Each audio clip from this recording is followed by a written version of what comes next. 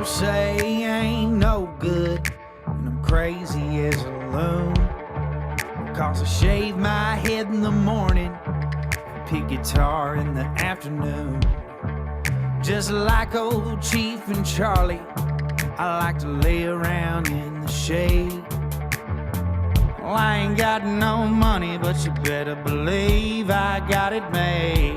Cause I ain't asking nobody for nothing if I can't get it on my own.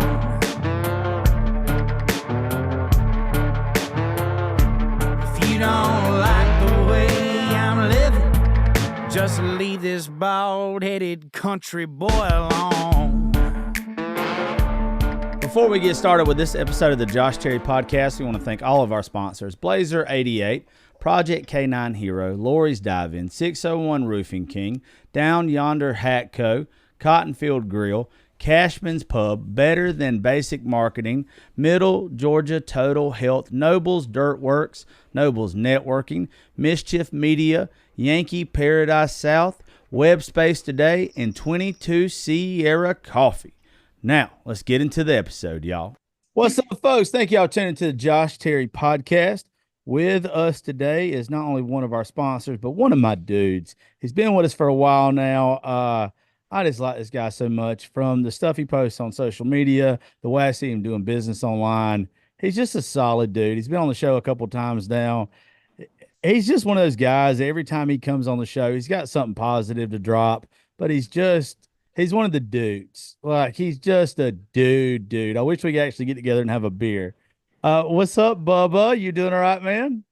I brought the beer, man. I don't know if we could do like share virtual beers, but I brought some. Cheers. I got a water, but you can drink all the Modelo's you want on here, man. Yeah. I'm trying to polish off the water. This is my last 33 ounces before I start drinking. So I made a commitment to make sure I drink a gallon of water before I start drinking beer. Yeah. So as soon as I finish this, I'm gonna start on the beer. So yeah, man. Appreciate you having me on. Appreciate allowing me to be a sponsor, man. Dude, we appreciate you. Somebody actually just send me some money on Cash App. Hell yeah.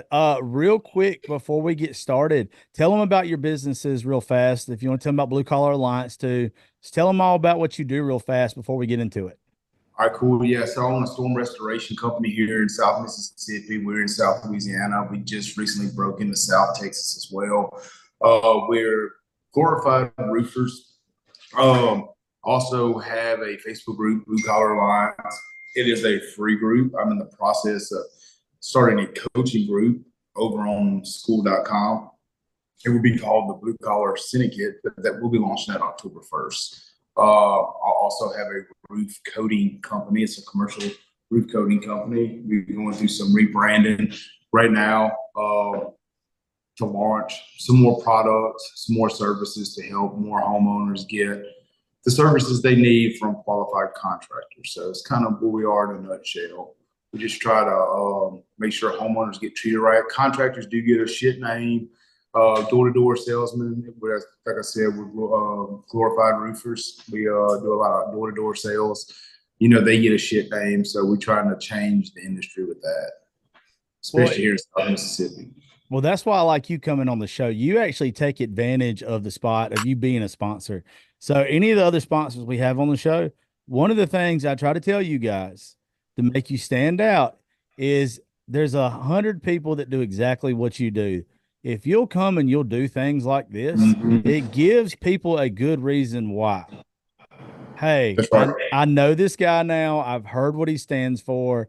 Even if we don't even talk about any of the things you actually do today, at least they know you. They know what you stand for. They know what the kind of person you are. They know you're a family man. They know all this stuff about you. It's like, yeah, I want to work with this guy. If I'm in the situation where I need my house worked on or whatever, at least I know this dude's a solid dude. Yeah, personal branding, I think, is the way of the future for any business owner now. We see it on social media all the time, and that's one thing that I'm trying to really do. I used to be really big. I used to be really more in depth on social media. Kind of slacked off, like I say, because I get so wrapped up in the day-to-day with the companies, because I am a big part of the company still. that I don't post as much on social media as I would like to. But I think moving forward, me and my wife was just talking about this. I need to put it just on my schedule. If it's on my schedule to get done. So just putting a time slot on my schedule 2 to 3 times a day to post on my social media platforms, just to be more personal. People know who I am as a person that don't know me, the new people that don't know me, because we love to hand out, to help a lot of folks, whether it's not just with the services we offer. We like to sponsor, like donate a lot. We like to give back a lot, and a lot of people don't know that with us, So that's one thing that me and my wife was talking about. We just have to take time out of our day to make sure that we're putting enough content out there. For the personal brand. Well, I'll give you a tip. There's a lot of people that ask me all the time about this. So I'll kind of give you a couple pointers on it. Be probably a good way to start the show is, if you'll pick one day out of your week. And because you being a businessman, you probably got at least a roundabout schedule for your week anyway, where you know what you've got to do for a week.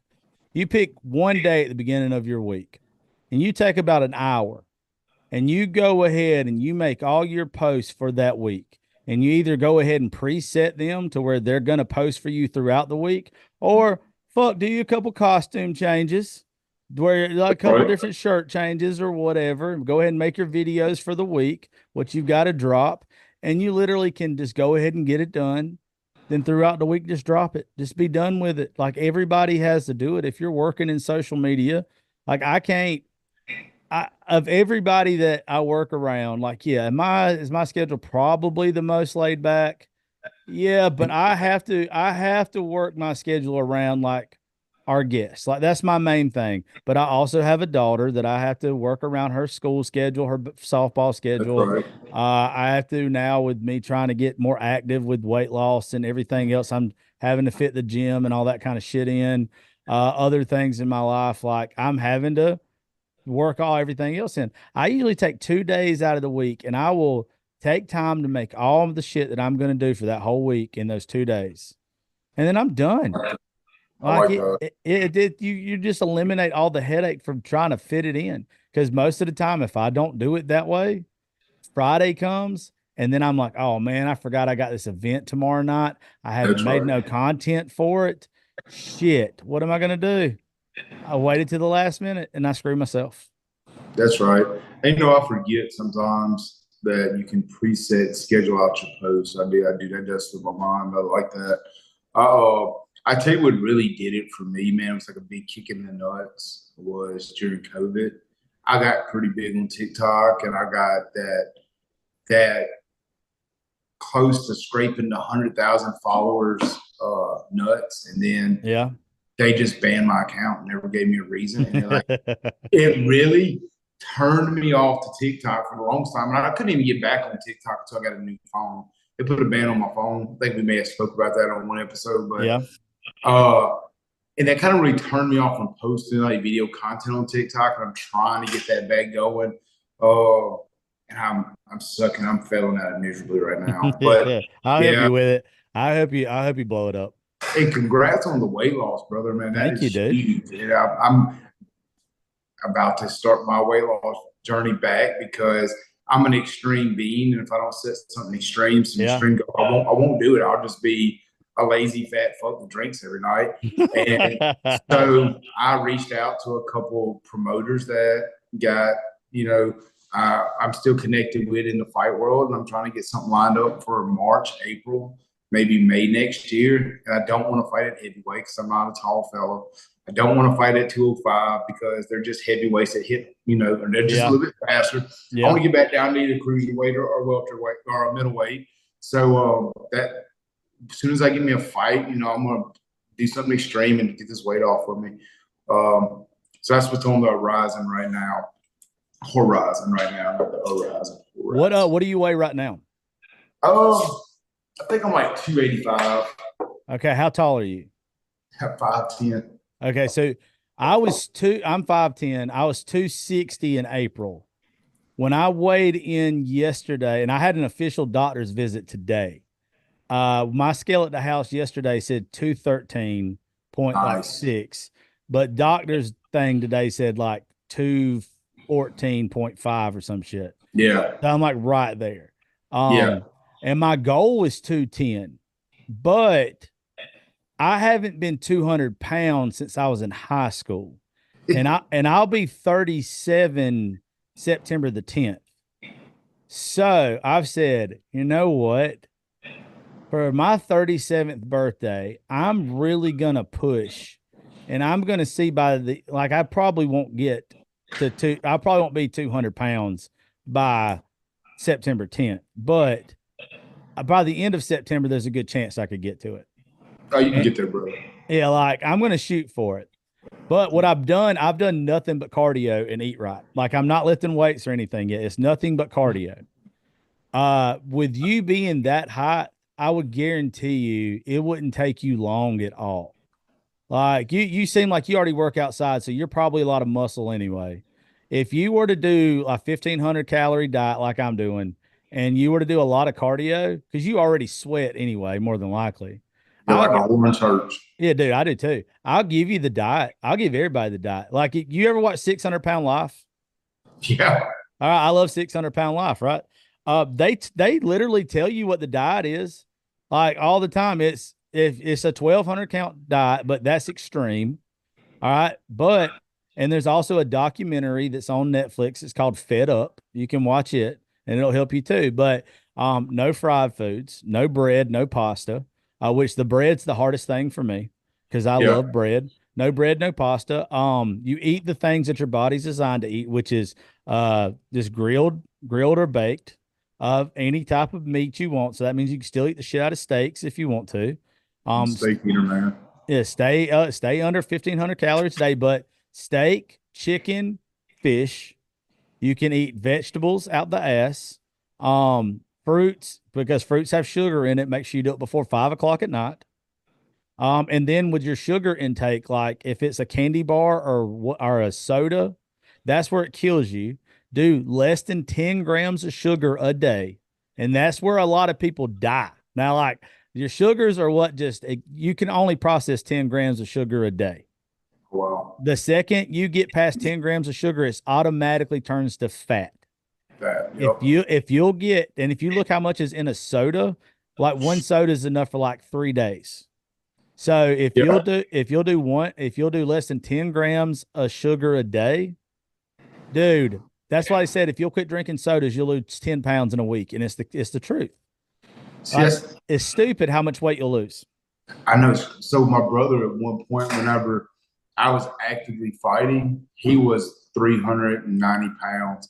And I literally pulled like 80 pounds off of him by him not drinking Dr. Pepper and him just drinking water. I'm not a soda pop drinker. I drink energy drinks, and it's not even like sugar. It's like the sugar-free energy drinks, the Reigns, the Bangs, things like that. But I drank like 2 or 3 of them a day, and I'm sure that's not good. It's that, water, and beer. That's what I drink. Well, the Celsiuses are good one to switch to. They don't, and I think there's another Oh, yeah, I one. love those. They're good. There's no sugar in those. Yep. There's another one you can do too. That I Yeah, don't think there's any. the Reigns, yeah. Okay, okay. Yeah, those aren't too bad for you then. Yeah. They I had the form because my last fight I went from 280 to 215 in 2.5 months. Was it the healthiest way? Hell no. But How much were you? I went from 280 to 215 in 2.5 months. What were you doing? Like fasting, or what were you Bro, doing? I did straight intermittent fasting. Oh, that shit scares me. Yeah, keto. I ate a Oh. keto-based diet. And I did 2 hours of cardio before work, 2 hours of boxing / cardio after work. And I only dieted down to like 238 or somewhere around there. And I cut from 238 to 215 a quarter weight. Okay. The week of the fight. Now, that wasn't the best way to do it either. But, I did get the diet down to about 240, 238, 240 somewhere. I did it in 2.5 months. I know the formula to do it, but like I said, man, if I don't set some extreme goal that look, if I don't get this done by this day, I'm gonna look like a complete jackass. Yeah. Then like I said, I'll just be lazy. I'll procrastinate. Well, I'm an extremist anyway. So like I have to kind of set goals for myself, but this is the first time I didn't set a goal for myself. Like I did Oh, want to really? I really wanted to get to 210, but it wasn't that this time for me. It was I wanted to get healthy. Like Yep. I want to Luke Combs did a podcast with Joe Rogan last year, and he said something on it, and it has stuck with me. Like I've always been the heavy kid. Yep. No matter what I've ever done in life, I've always been the fat kid, right? Or I the know. plus whatever. And he said something, and it about broke my heart because he even kind of cries a little bit when he says it. But he's like, "Man, I've got all these number ones. I've got all this stuff or whatever. Like I'm top selling artist, all this kind of shit. I've got everything in the world I could want." He said, "But if I don't get my weight under control before I die, I'm gonna feel like a failure." Yep. And that hit me so hard when he said it. And then I went through some stuff at the beginning of the summer, and I got to a point where I was like, you know what? There's a lot of shit in this world I can't control. I can't control other people's actions. I can't control ups and downs of other things, but I can control myself. Mm-hmm. And I'm going to start by controlling my weight. And I've never been able to be the skinny guy. I've never been able to be the in shape guy, but I need an outlet. I need something to make me focus. So instead of saying, "Hey, I just want to be 210," how about I want to be healthy? That's right.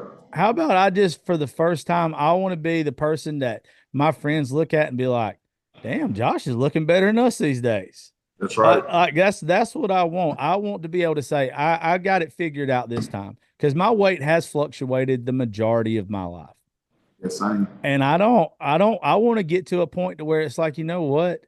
Like today, I had to go to the doctor today and weigh in, right? First time in a long time that they didn't have to check my pressure twice. And That's that good. and that might be something that most people are just like, they never have to check my blood pressure twice.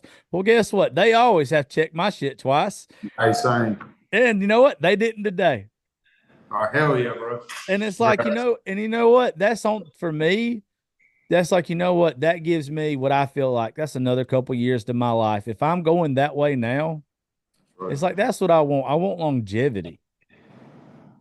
Yeah, bro. Same. And I think what natural as humans we do is I think I rode this high so long when I was fighting. I dieted. I just, I don't know if I got burnt out on eating the same shit every day or what it was, or I just felt like I didn't deserve to be. I don't know what it was, but then I let myself get back and gain the weight, and then I'd get it down. Then I'd gain it back, Yeah. and I'd get it down, and I'd get it back, and then I'd start putting my health and fitness and my nutrition on the back burner. Yeah. And now it's gotten to a place where I wake up and I just look at myself. I'm like, why the fuck did I let myself get back in this position?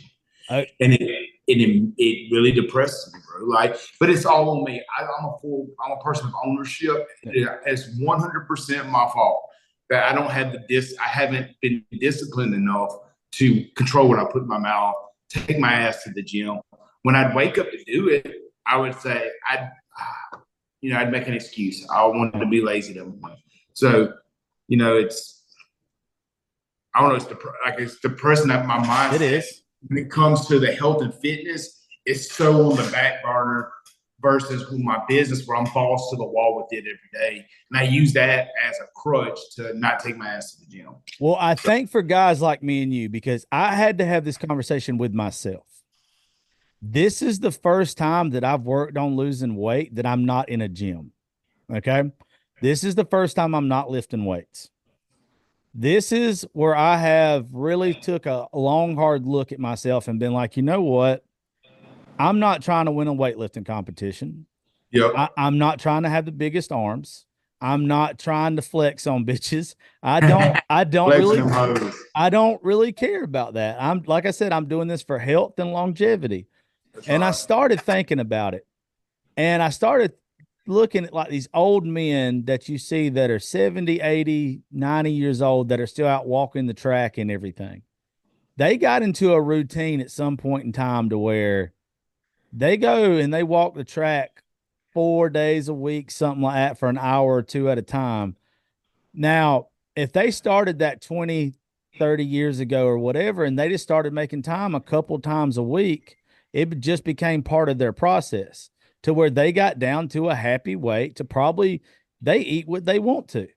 They probably eat 6,000 calories a day if they want to some weeks, you know, but they've got so healthy and so active that they just really just continually stay active. They never have a month where they don't do anything. Because this is what happens. If you are steady in the gym, eventually you're going to hit a wall or you're going to get hurt or you're going to do something That's to right. where you just don't want to do it no more, or you're going to have to take a break. But our bodies are designed to where we can walk and we can walk all day, every day. So if all you're trying to do is to get healthy, walking's not that bad for you. I mean, it's not bad for you at all if that's what your exercise is. If it's where you're just going like me, I'm doing I like I'm doing 2 times a day now, but I'm doing 3 miles 2 times a day. Gotcha. But I'm also trying to get to a certain point. Now, once I get to that certain point, I'm probably going to back off to where it's only like 4 times a day and only going to do it like maybe 3 to 4 times a week. Like Yeah, right now, I'm probably overdoing it because I'm trying to get to a point, trying to get to my happy place. that's Um, right. because I'm not going to 160. I'm not going to 180. If I hit 200, I'm going to look sickly probably anyway, the way that I'm built. I'm not trying to go much more than under 200.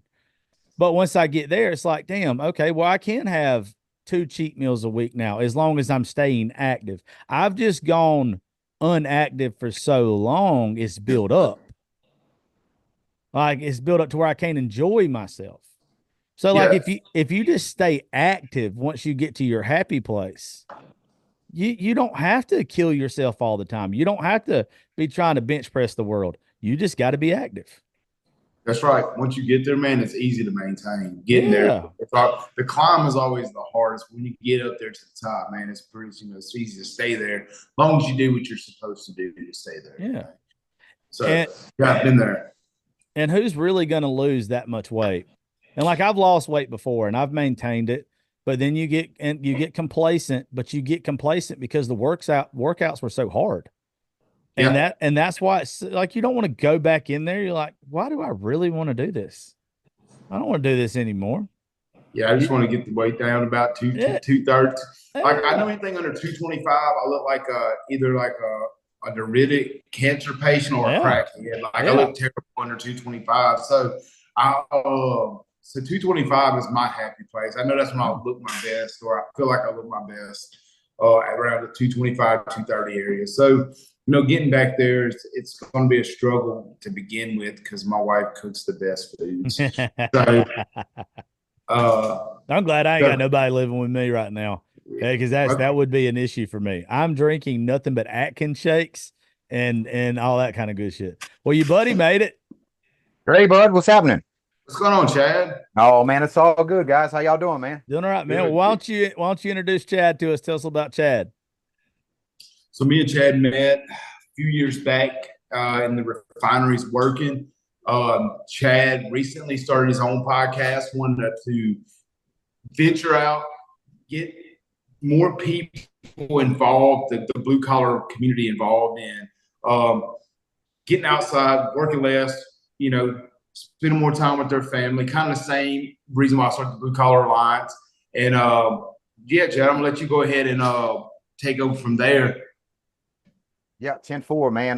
Chad Hillstrom, blue collar worker, trying to find a way where there's no way, man. The Lord kind of put it on my heart to start a podcast 2 years ago.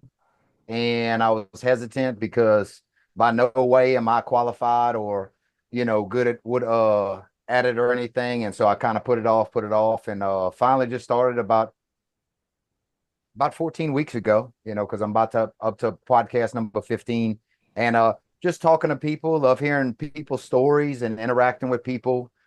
people told me I have a really weird gift to talk to people and make them feel really interesting. And I have some amazing conversations with people.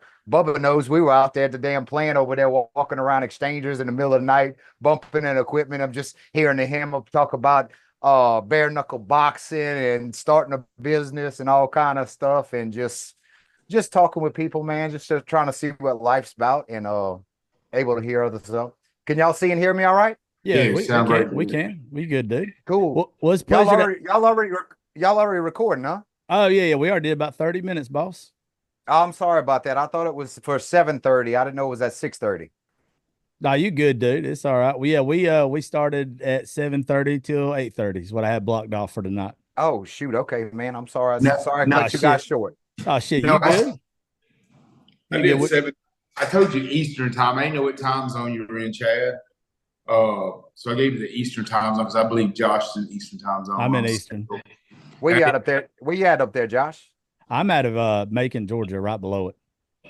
Yeah, 10-4. It's nice to meet you, by the way, man. You too, Bubba. Where are you from? Born and bred in Louisiana, and ain't been able to make it out. I complained for a long time and said I was getting out this hellhole, and I'm still here, just raising hell. You know what I mean? You sound like one of my buddies. His name's Lance DeBrock. He's from around that way. Yep. He's the old musician from over that way that we mess with.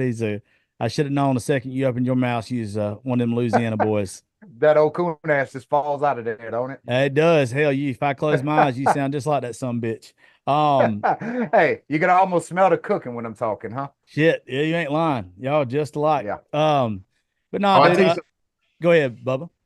So he said something about cooking. I tell you something funny. So I got one of my new sales reps. We were out doing some door knocking. We had some fresh hail in a little city north of us. And we went up to this house, and we get about halfway up the driveway, and I said, this is going to be an Indian person's house. And he said, how do you know? I said, I smell the curry cooking before we get there. And they had that stuff. Man, the dude invited us in. He said, man, you hit the nail on the head. I said, man, curry is so strong. I used to work in the plants. I used to have this Indian welder, and he would bring me chicken curry. And what's that bread that they make? Pita bread or fat bread or whatever it is. Yeah. Whatever that bread is that they eat with it. He used to bring it to me every day, and I would have to give it away or throw it away because I would never eat the shit. Yeah, I think they call it delicious. No, they do not. They do not. I hate the smell of that shit. Only thing I'll give them credit for, they somehow have figured out a way to get their women to feed it to them. But besides that shit, I can't do it. The smell of that shit is ridiculously horrible. Anytime I've ever walked into a damn gas station and I've smelled it, boy, I get out of there as quick as I damn can. No doubt, bro. That stuff is. And then if you ever ate it, because I tasted it one time, the shit stayed. No matter how much I brushed my teeth and used some Listerine, the shit stayed on my breath for like 3 days. Well, it's gritty. It's so terrible, man. I got a cousin that loves it. I'm like, what the fuck is wrong with you? Yeah, I know a lot of people, and it's usually white bitches. They usually like it for some reason. I'm not real sure why they like it, but damn it, they love. I think they're doing us. They think they're being woke or some shit by liking it. I reckon, but they make it with pumpkin spice. I don't know what it is, but it is the worst. So what kind of work how did y'all meet? What plant or what kind of work were y'all doing when y'all met? I was a quality control inspector, and Chad was my QA, which was my quality assurance. So the company I worked for did the work. I inspected the work, and Chad would inspect my work, make sure I wasn't cheating just for the company I was working for. So we met at the plant. I believe it was Marathon, right, Chad? Marathon 2020, February, right whenever COVID broke out. That's right there. I was with StarCon. Yeah, I couldn't find any toilet paper, man. So I kept going in Porta John and stealing rolls of toilet paper out of there. Yeah. when that kicked off and people started like freaking out about the toilet paper, I really remember I looked at my buddy Oli, which was my QC manager, and I said, man, is this COVID stuff? Does it give you like the dribbling shits or something? I said, why is everybody buying toilet paper up? I said, man, I don't know. Come to find out, they thought we were going to run out just because I think it was being imported from China or something, or whatever the reason was. And I was like, that's just wild to me. Are y'all having another outbreak of COVID where y'all are at right now? Because like our whole school system's got it. Oh, really? Yes, we have it. Yeah, I don't know much about it. I try not to pay too much attention to all that hype anymore because after they sent us home with the whole thing, like Bubba was saying, it was like a toilet paper shortage, and I realized I had a shower on the side of my toilet just in case anything happened. So I realized, like, having toilet paper was kind of a luxury, you know what I mean, necessity. So I bought red beans and rice and beer just in case because they needed necessities. But about 3 months into the whole COVID thing or a month in or whatever, I was just like, wait a minute. People aren't dying in the streets. I don't see any bodies all over these news and all that stuff. So I mean, I was just like, eh. So Yeah, they're saying that we're having another outbreak around Mississippi. Everybody's testing positive for it now. We know it's the election year. You got to do something. Yeah, right. my daughter has it right now. Her and about 6 of her friends in their gifted class, they got it, and they got, I guess, sent home from school on Tuesday and can't go back till Monday. Wow. What's the effects of it now, Josh? I Is it don't know. My daughter's just bitching. To be honest with you, she's 13 and her throat's just sore a little bit. That's why I was wondering like what the effects were over there. She just said she has a headache and her throat's sore. That's where I was kind of figuring what the reason why I was asking is I was trying to figure out what other places are classifying as COVID now. Because I figured with it being an election year, for some reason they were going to bring something back up with that shit anyway. But my daughter doesn't have COVID. I don't know what the hell it is, but it's like a summer cold is what they used to call it when I was a kid. When you had a scratchy throat, when the temperature starts to change or whatever. That's Is what everything. it's just when the damn weather starts to change. That's it. And that's what we have here. Actually, my stepdaughter has it right now. Took her, thought maybe it was strep. Tested negative for that. She ran a little bit of fever, some low grade fever, like 100, 101. That's kind of high, I guess. And then, but I remember at the hurricane, so during COVID 2020,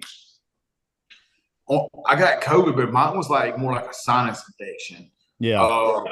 That was it.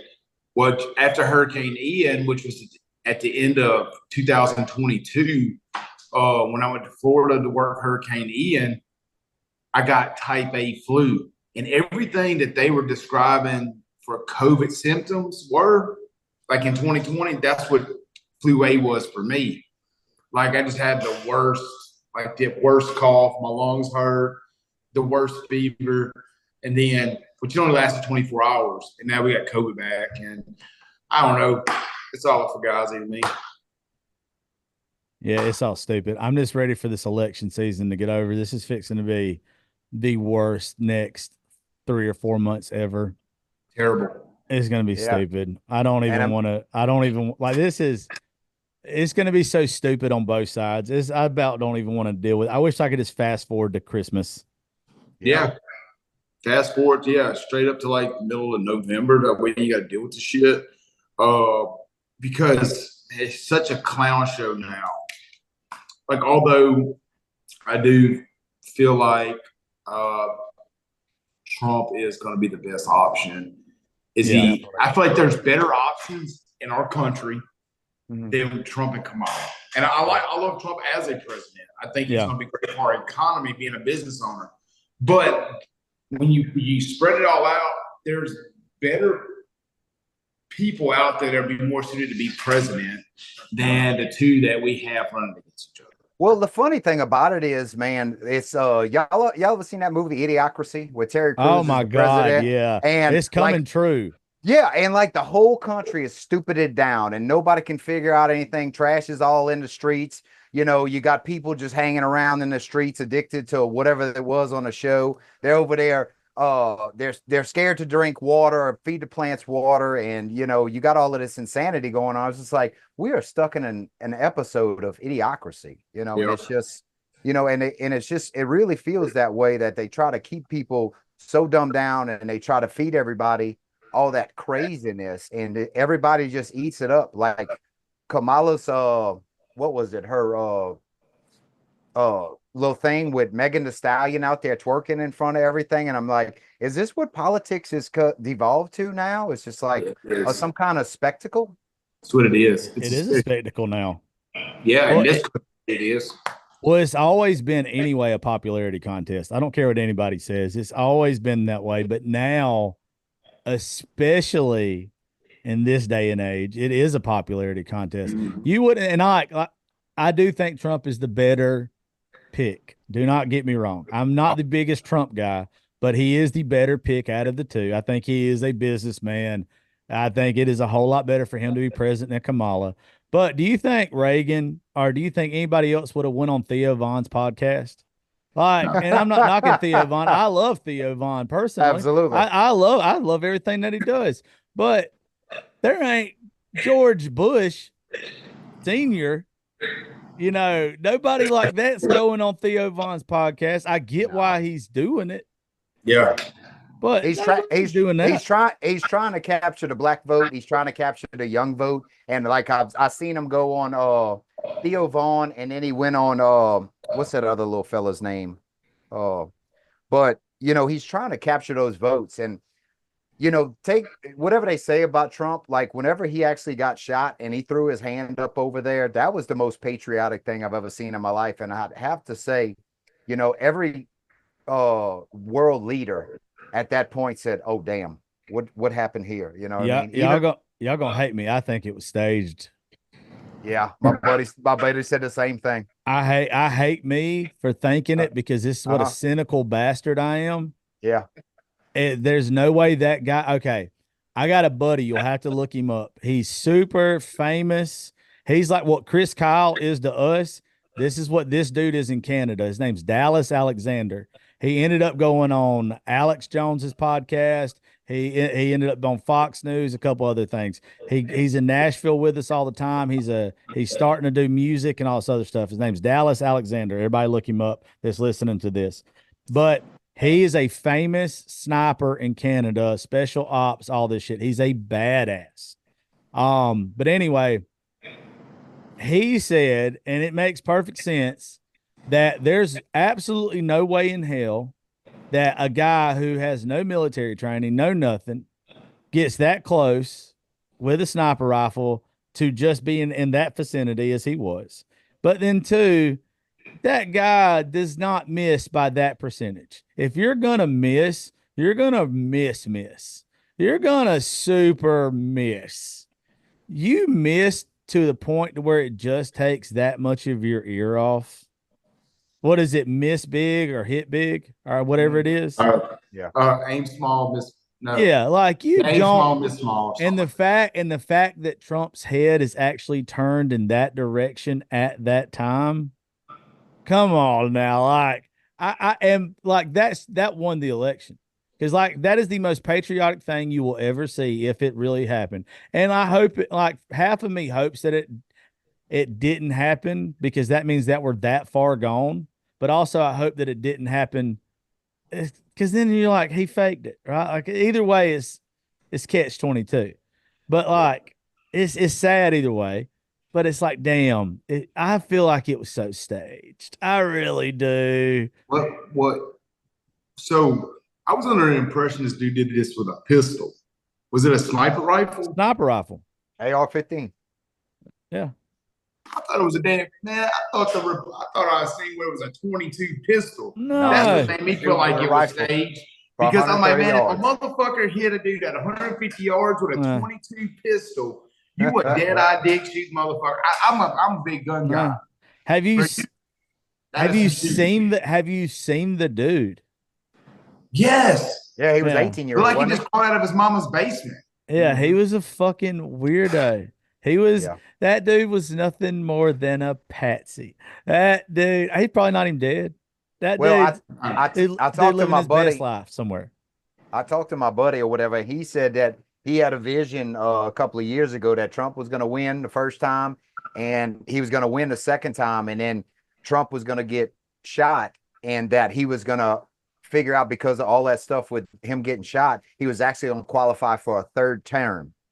But he said after he didn't win the re-election, he's like, oh, my vision must be wrong. And then after I told him about, you know, Trump getting shot, he was just like, he said, I knew it. He said, I knew he was going to get shot, you know. But And I said, yeah, but the dude's died. The dude died, and he says the sniper never lives. In JFK, in Lee Harvey Oswald, the sniper never lives. That way, the sniper can never tell his story. Yeah, you don't ever let the patsy live. No. That's what I'm saying. Like, and here's another thing. This is, I mean, you obviously are going to take the guy out, but the fact that that guy, it's a flat fucking roof. There's people. There's people everywhere. Above him. The sniper, the Secret Service should have been on that roof. Yeah, and that there's no way. That's what I'm saying. It's either this nobody gave that much of a shit, or it's such a conspiracy that it just goes so high that you're like, oh, we're definitely screwed. Yeah, Like it's so bad. I'll admit to you that guy was not that technically trained to make maneuvers like that by himself, to get with 130 feet of somebody that's the leading Republican person coming for the presidency. There's no way. No. And I don't know if y'all have ever there's a guy, his first name's Mike. I can't remember his last name, but he worked for the CIA forever. And he's came out with a couple books. He's been on a couple big podcasts like Rogan and everything. But I remember him. He talks about how you would overthrow the United States government if you are another country, right? And it's a checklist of like 1,000 things that would have to happen. This is on the fucking checklist. Like, this is one of those things that would be on the checklist to get there. Like, you would have to make it look like an assassination attempt on a current president or presidential candidate to like cause division to where like you don't know what to believe. Like, it's so stupid because even people like me that I don't really care. I'm an independent. I don't believe in big government. I believe that I don't believe red or blue. I think that you're really supposed to you're supposed to really care about the people more in your community that are running for office than president. You're supposed to vote for the people around you that are actually going to do something for you than somebody in Washington that really does not give two shits about you. You're supposed to vote on a state level and care about that more than you care about your president.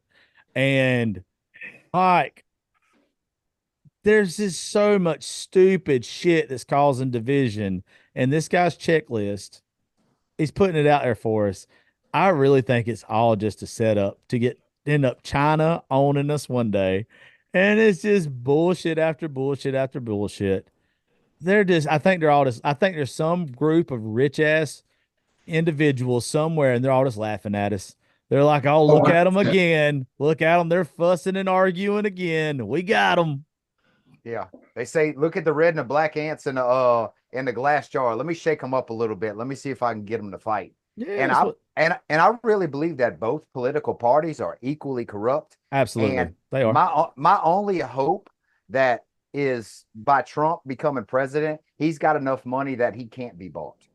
You know what I mean? And because all of the legislation and all the stuff out there, those people don't make that much money from the coming to office and make $150,000 a year. When they walk out of office, they're worth $20 million, $30 million, $50 million. There's no way. Yeah. Yeah. So, Trump to me, once again, he's the better of the options. I've always had this weird feeling about him. Like, it's even like I was trying to describe this to somebody the other day. This is where he really lost me during his first term. I don't like George Floyd. I ain't got no sympathy towards him. If he'd have shut the fuck up and did what he was supposed to do, he'd be alive. Like, plain and simple. If you do what a cop says, I've been in trouble with the law. I've been arrested before. I did what they said. There's been no issue. I got buddies. Josh. No, it's because I listened. When Exactly. when somebody's got a badge on and they tell you what to do, guess what? You do what they say, and then when you get to the station, you let the police, you let everybody else sort it out. You get a lawyer, you let everybody else sort it out. That's usually how shit gets fixed if there's a mistake. All right, I know that everybody's going to say that's racist, but I'm sorry, I don't know what it's like to be a black man or another race. I know what it's like to be me. I don't know what it's like to be anybody else. I'm very sorry if that hurts somebody's feelings. But during all that stuff with George Floyd, I think that Trump really fucked us all and put us all in a bad place because he's already going through COVID. I think that if he would have been sympathetic but not apologetic. Instead, he just riled people up. And it's like, dude, that's not what you're supposed to do. Like, let's try to calm people down. If you are the president, politics was not set up to be right or left. It was supposed to be set up for us to meet in the middle and compromise on shit. Like, that is what we're supposed to do. We're supposed to meet in the damn middle. You're not letting us meet in the middle. You're causing division. And that's where I think he lost everybody. If he would have just shut up and he would have tried to bring everybody together instead of causing division, I think he would have won the next term. But instead, he made it hard for everybody.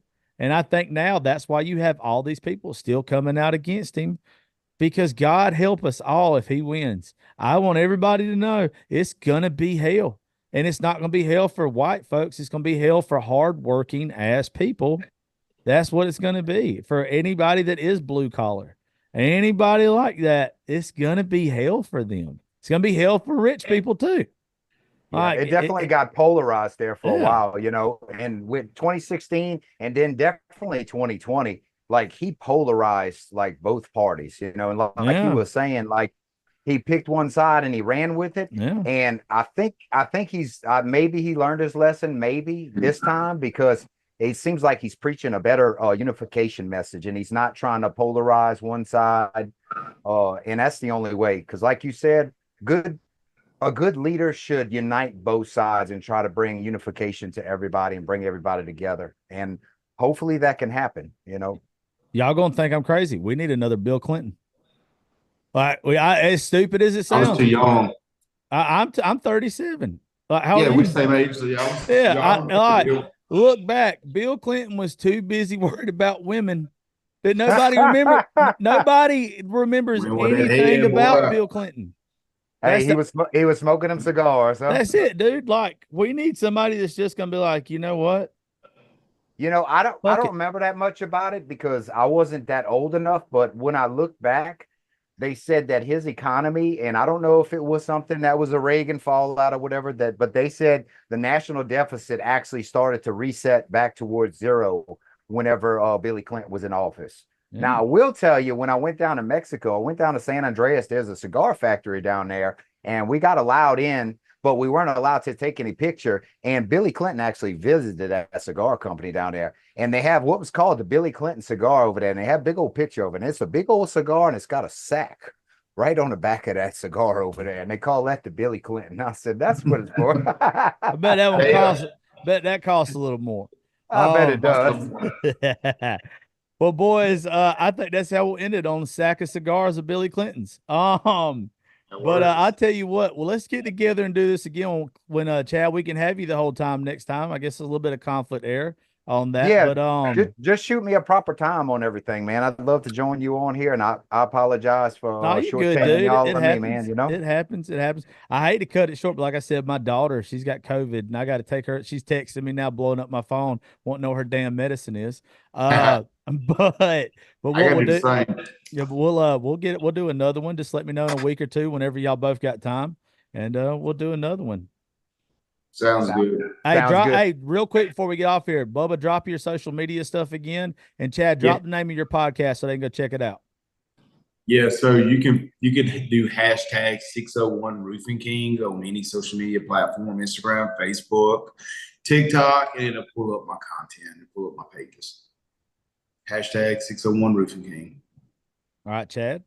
Yeah, and my podcast is called A Higher Calling, Searching for Purpose podcast. You could look it up on YouTube @ Evolution of Man 985, and you should be able to find my channel, man. Appreciate the time, Josh. Anytime, Bubba. We'll have you back when we got more time. Hell, we'll do a long one next time.